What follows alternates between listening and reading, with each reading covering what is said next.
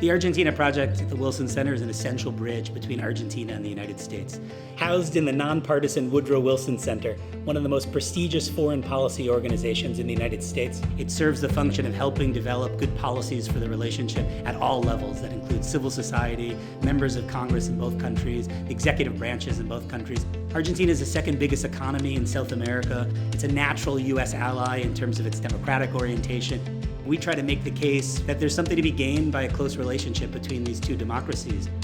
One of the things that makes our job most difficult is how unpredictable politics and economics are in Argentina. But the politics is very cleanly divided amongst people who want to engage more with the world and see themselves as more oriented toward the United States and toward capitalist societies, and an Argentina that sees itself quite differently.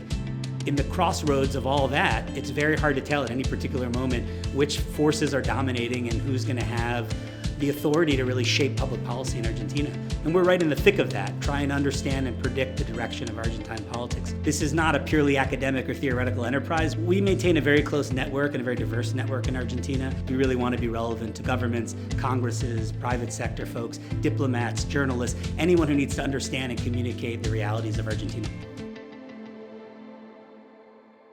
When Argentina's election was approaching, we stepped up as an institution and said we're going to invite candidates from across the political spectrum to speak to Wall Street, to speak to the policy community. The leading candidate for governor of the province of Buenos Aires, home to 40% of Argentines, was here not long ago speaking to us about his vision for the country. We also have podcasts both on Latin America broadly and in Argentina. The reality is there's a lot of upside if you have a partner in Argentina. We produce infographics. We have a very highly regarded weekly newsletter. Our podcasts and videos do reach a large audience on social media, but there's nothing like being engaged with the Wall Street Journal and the New York Times, appearing on CNN as we have done throughout the election period, appearing on the BBC and PBS NewsHour. What's the best case scenario that we can get? If he can recapture the confidence of the international community, there is a very short-term upside. Argentina doesn't really need to borrow anymore right now. We do this routinely, though it takes a lot of our time and energy because it broadens the reach and it helps us influence and shape policymaking.